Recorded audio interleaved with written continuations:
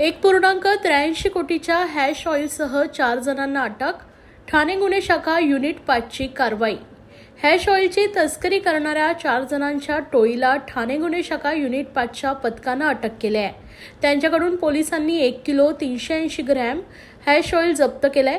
अभिजित अविनाश भोईर, पराग नारायण रेवणकर, मामा उर्फ सुरेंद्र बाबूराव अहिरे आणि राजू हरिभाऊ जाधव अशी अटक केलेली 4 जणांची नावं आहेत. या ऑइलचा वापर चरस म्हणूनही केला जातो.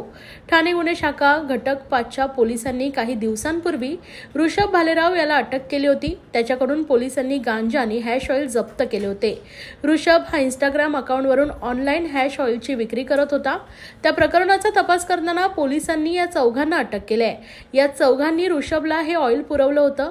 ही आंतरराष्ट्रीय किंवा इंटरनॅशनल टोळी आहे का याचा तपास सध्या पोलीस घेत आहेत. सध्या या प्रकरणाची लिंक विशाखापट्टणम पर्यंत पोहोचली आहे. अंमली पदार्थ विरोधी कारवाई करण्याच्या अनुषंगानं माननीय पोलीस आयुक्त आशुतोष डुमरे सरांनी ज्या पद्धतीनं आदेशित केलं होतं त्या अनुषंगानं या अगोदर Wagle unit crime branch unit 5 यांनी या अगोदर कारवाई केलेली होती. यामध्ये दिनांक 7/2/2024 रोजी ऋषभ भालेराव नावाचा आरोपी आपण अटक केला होता आणि त्याच्यामध्ये वागळे स्टेट पोलीस स्टेशन या ठिकाणी गुन्हा दाखल करण्यात आलेला होता NDPS अंतर्गत. त्यामध्ये सुरुवातीला आपण 31 लाख किमतीचा मुद्देमाल गांजा, 63 किलो चरस आणि हॅश ऑइल असं पूर्ण 31 लाखाचा मुद्देमाल आपण पकडलेला होता. त्या अनुषंगानं या अगोदरही आपल्याला माहिती देण्यात आलेली आहे. त्याचा तपास करत असताना युनिट 5चे वरिष्ठ पोलीस निरीक्षक विकास Ghodke, API Bhushan Shinde, API Pallavi Dage Patil, API Avinash Mahajan, PSI Sunil आहिरे आणि त्यांची पूर्ण टीम यांनी याच्यामध्ये तपास करत असताना आणखीन 4 आरोपी याच्यामध्ये आपल्याला निष्पन्न झालेले आहेत. हे 4 आरोपी यांच्याकडून याच्यातले 2 आरोपी, एक अभिजित भोईर म्हणून आहे, हा शहापूरचा राहणार आहे. एक पराग रेवणकर आरोपी हा डोंबिवलीचा राहणार आहे आणि आणखीन 2 आरोपी सुरेंद्र आहिर आणि राजू जाधव हे मनमाडचे राहणारे आहेत. असे एकूण 4 आरोपी आपण या लिंकमध्ये पकडले.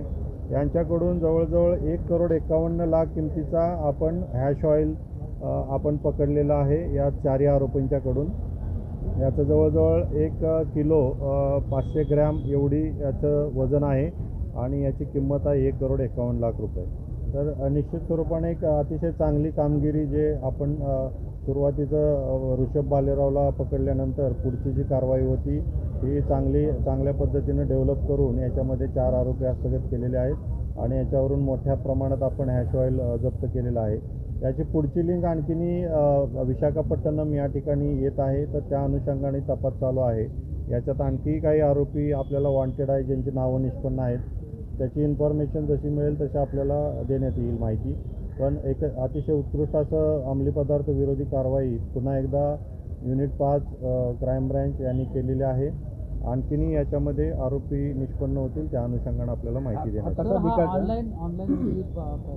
याच्यामध्ये सुरुवातीला आपण बघितलं ऋषभ भालेराव जो ऑनलाईन विक्री करत होता यालाही 4 आरोपी पुरवठा करत होते. जे ऑनलाईन विक्री ऋषभ भालेराव जो करत होता त्याच्यामध्ये असं निष्पन्न झालेलं आहे की हा ऑनलाईन इन्स्टावरती याचं अकाउंट होतं आणि या अकाउंटवरती हा त्याचं डिमांड ज्या काही लोक करायची आणि हा त्याला कुरिअरद्वारे विक्री करायचा आणि गुगल पेद्वारे हा पैसे याच्या अकाउंटला जमा करून घ्यायचा. तर कुरिअरद्वारे बऱ्याच ठिकाणी भारतामध्ये पूर्ण दिल्ली असेल, हरियाणा, बेंगलोर आणि पूर्ण महाराष्ट्रामध्ये या ठिकाणी यानं विक्री केल्याचं निष्पन्न होत आहे.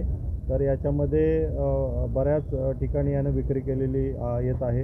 कुरिअर कंपन्यांनाही काही नॉर्म्स आहेत. तर त्या अनुषंगाने कुरिअर कंपनींची जी लोकं आहेत यांनाही इन्व्हेस्टिगेशनसाठी आपण बोलवलेलं आहे.